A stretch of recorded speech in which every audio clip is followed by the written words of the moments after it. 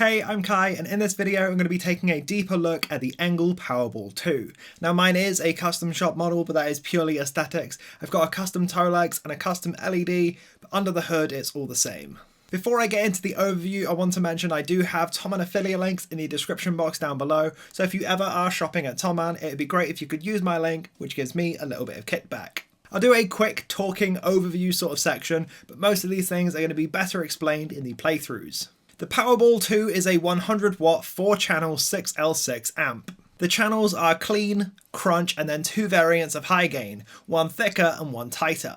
Other than a built-in noise gate, the features set on this amp is all pretty standard really. We don't have MIDI, we don't have load box, we don't have attenuation, nothing like that, just a classic straightforward amp.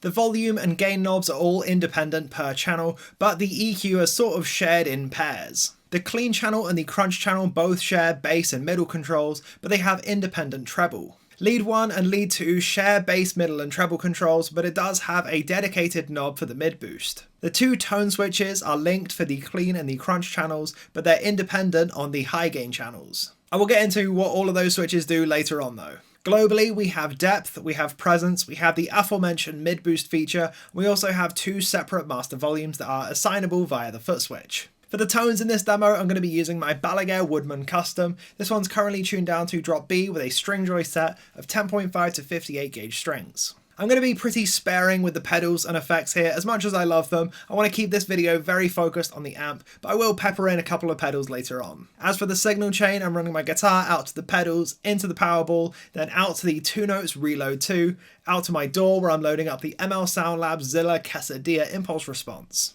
I'm going to start out on the clean channel where we'll keep the gain nice and low, go through a bunch of tones, and then eventually get it gunned. I think it's always good to see just how clean we can get an amp to get, so with super low output pickups such as split humbuckers for instance, let's see what this clean channel can do.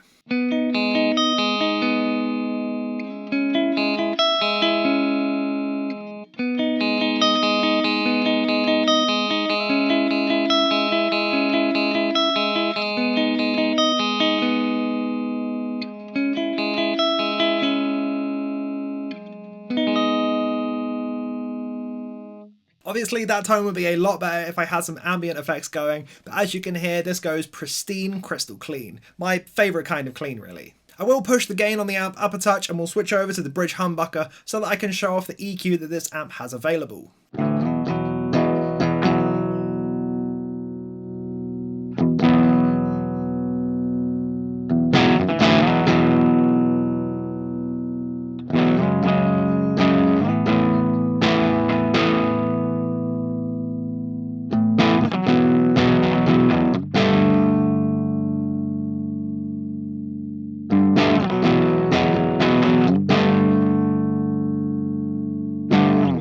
So this is where we're starting out before hitting some of the tone switches.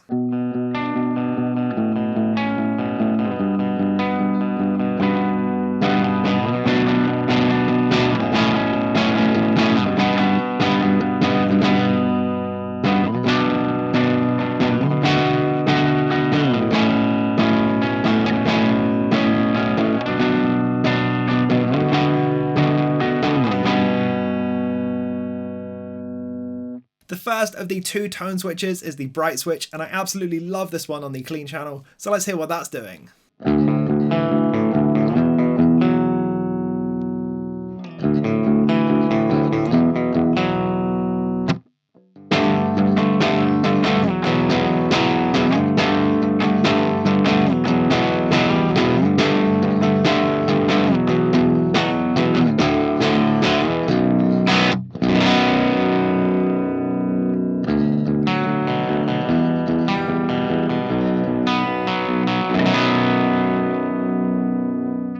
It's really nice. It's almost like you can feel the amp starting to roar a little bit, but it's also quite well restrained. The second switch we have available is the deep switch, and I personally am not a huge fan of this one on the clean channel, but I suppose it could work if you were using a Strat for instance.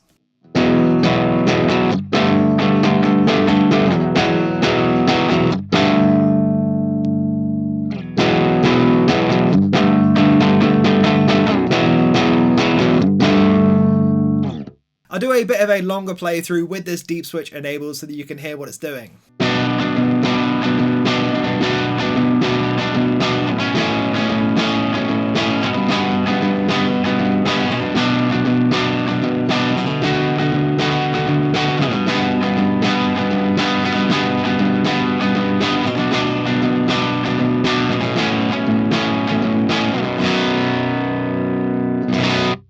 mid boost does work on the clean channel, but it can be pretty subtle at times. Let's hear what it's doing with this tone that I've got set up here.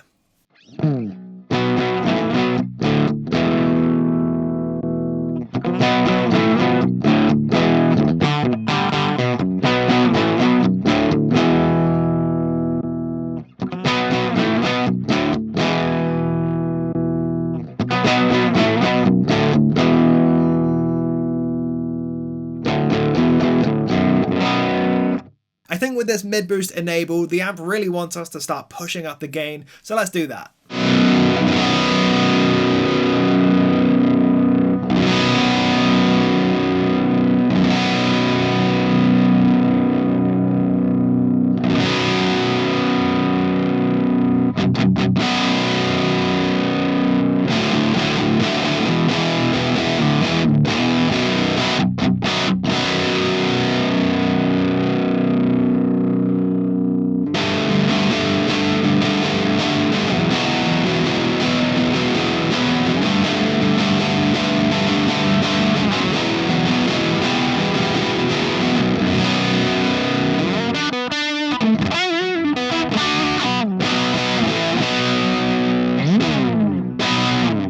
It's definitely starting to take us up into some crunchy British sort of territory, and where this leaves off is where channel 2 starts.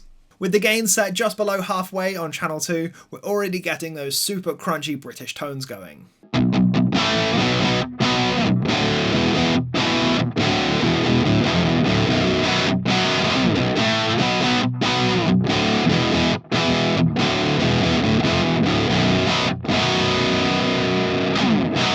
Let's dial this one in a little bit more and then we'll get into the tone shift switches again.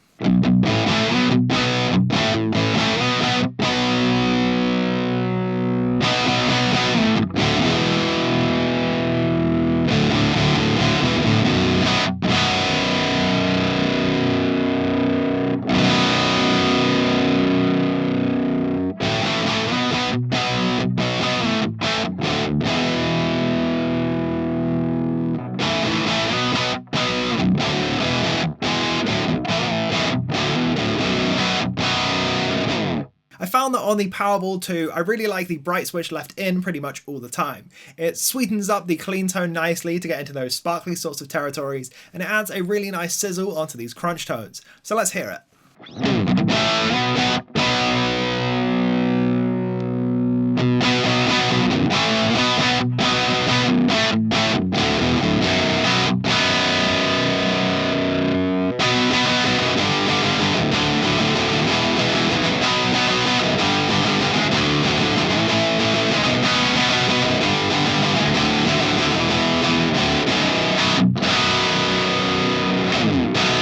I tend to leave the deep switch off when I'm using these lower tunings such as drop B, but it is pretty good for adding some extra weight to the tone.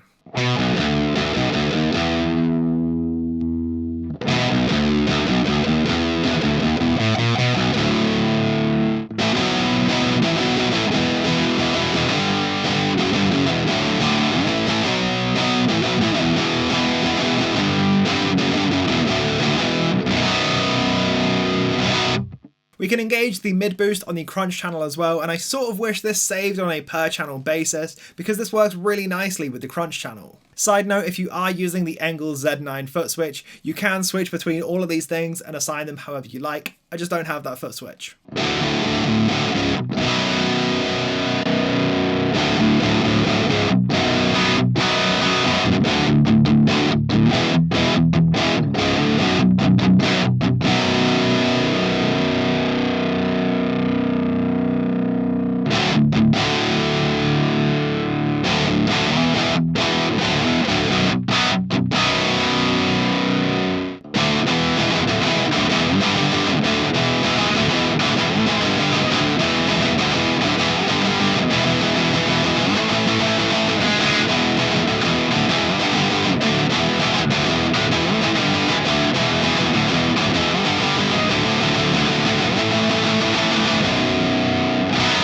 Pushing the gain up on channel 2 takes us into full dirt territory. If you were doing some classic sort of metal stuff, you could probably use this as your main gain channel.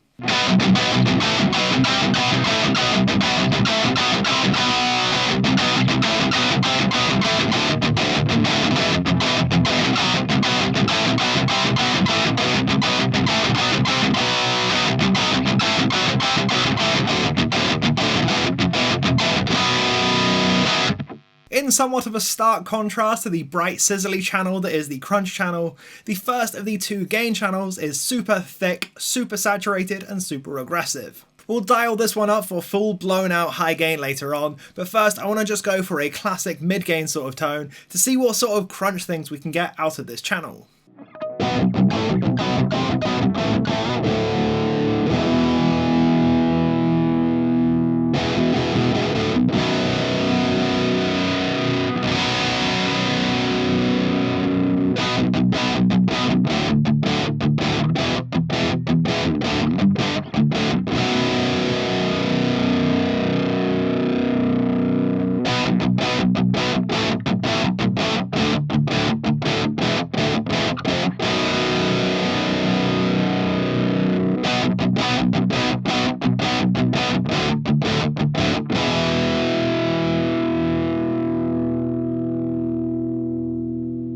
With everything at noon, I really didn't like the sound of this one, and it did worry me when I first plugged into the amp, but once you've got the treble set at around 2, it's nice and sweet. Let's hear what this is like for a sort of power chordy rock kind of thing.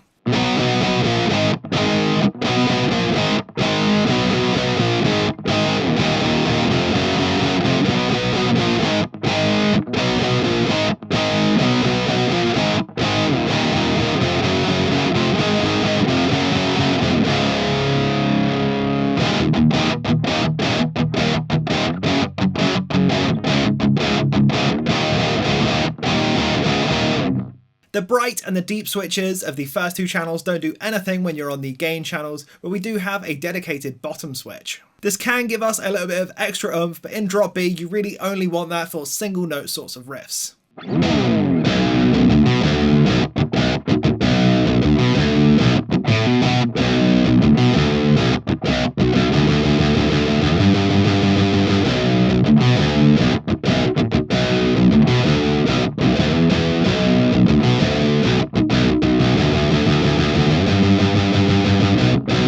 Yeah, you can really kind of hear the resonant frequency of that bass switch. We'll disengage the bass boost and instead we'll switch over to the mid boost, which shifts the mid knob over to the mid boost control.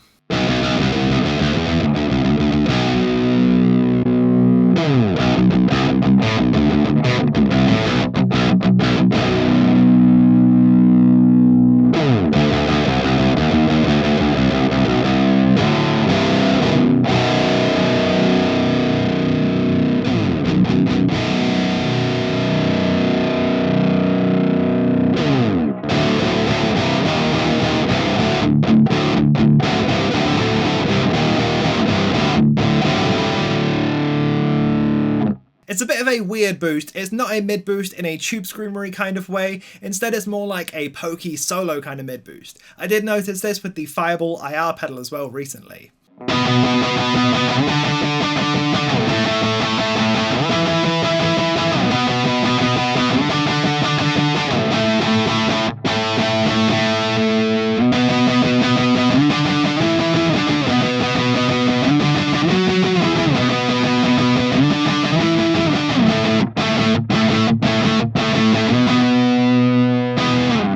On this fairly low gain tone, I will also engage the Guptech Mad Shoe, which is based on the Friedman Buxom Betty. This should just push the front end a little bit harder and see if we can get into some metal territories. I'll also engage the noise gate on the back of the amp up to about halfway. Okay, so I did tweak the amp a little bit for this tone, but it's basically the same sort of thing, just without the mid boost engaged.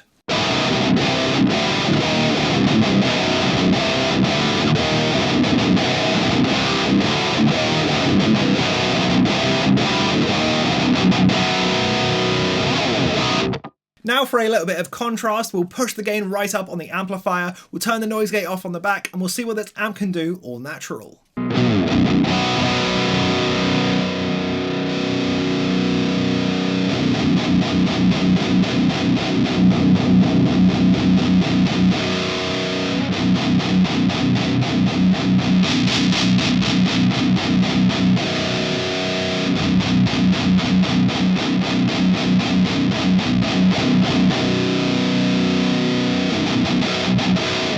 We do have a little bit of noise going, but it's not egregious by any means, and I do kind of like that. It's a super low noise amp considering how much gain we've got going on here.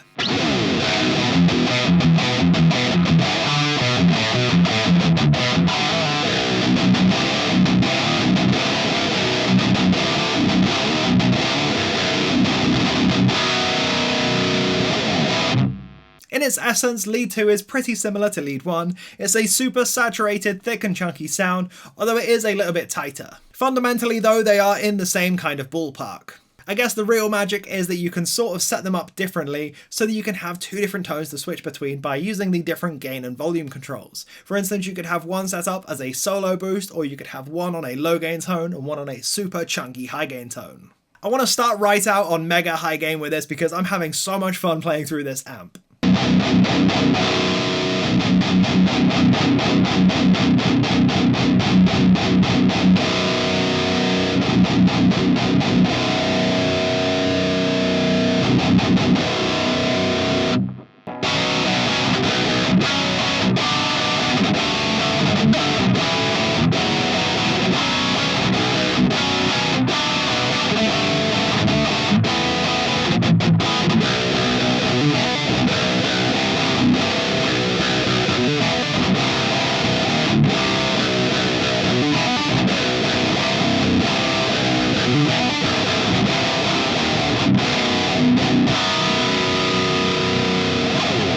I think of all of the dirt channels, this is where I'm most likely to use the bottom switch, but even then, it's still not quite to my taste.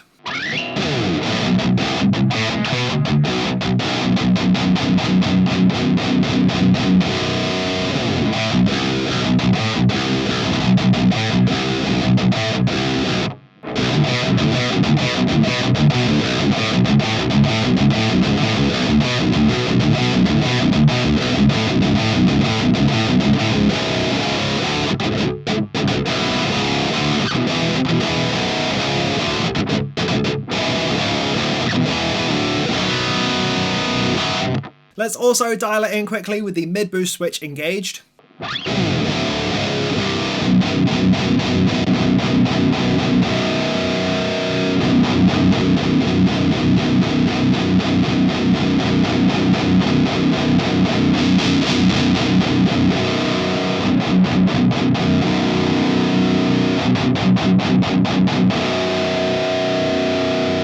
Again, we're looking at a lead tone sort of mid boost here, so let's switch over to the neck pickup and be a little bit sad that there isn't reverb in the amp.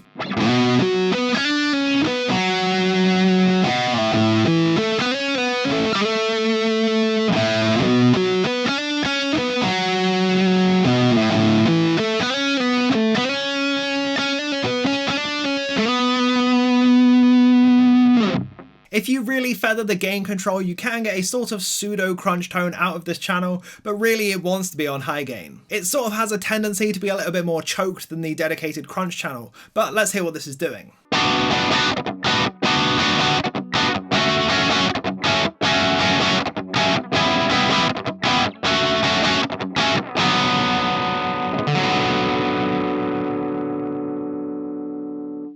I'm now going to pack on everything I have for this one. We're going to run it on high gain, we're going to run the Guptech boost up front, we're going to put the noise gate on the back of the amp, and shortly after that we're going to be engaging the swollen pickle.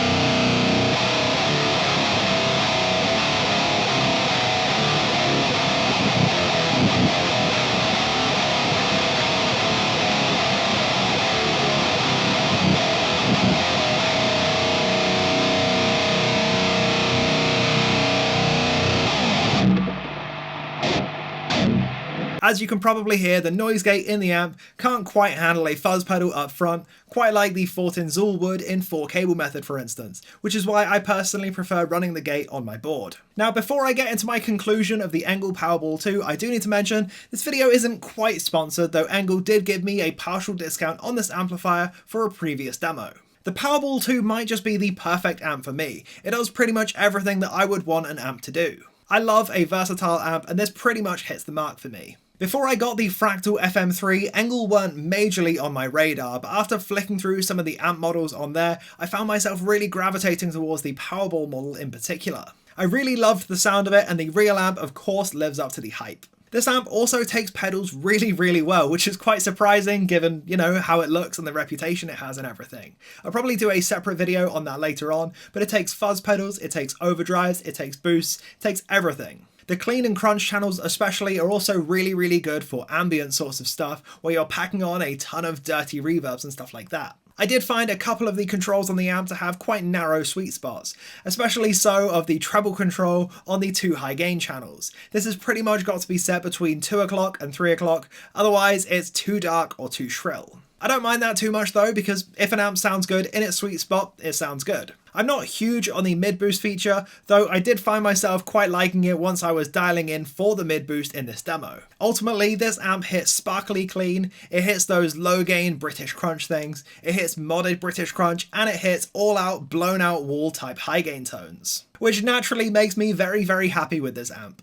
The noise gate is really a nice to have sort of feature. I don't see myself using it on the amp a ton, but it is nice to have it there if I do need it. I would have loved to have seen bias points on the back of the amp so that you can bias the amp how you like it, but I believe there are certain restrictions against this in Germany, so I'm not holding this one to ENGL. After playing about with all of the different switches on the amp, I think the Z9 foot switch has to be on my radar now. I think having full control over everything on the amp with a foot switch rather than flicking through all of the buttons every time you change channel would be such a better workflow. One other thing I would like to commend ENGL on is the comprehensiveness of the user manual. It's so in-depth and it goes into great manufacturer notes on all of the different knobs and switches and everything like that, with stuff like recommended settings. A really nice touch and naturally a great read. I am extremely excited to be using this amp a lot more going forward, so I expect to see it on the channel in future videos. Thank you ever so much for sticking around to the end of the video. I really enjoyed ripping through this amplifier. If there's anything else you would like to see me do with it, drop a comment down below letting me know.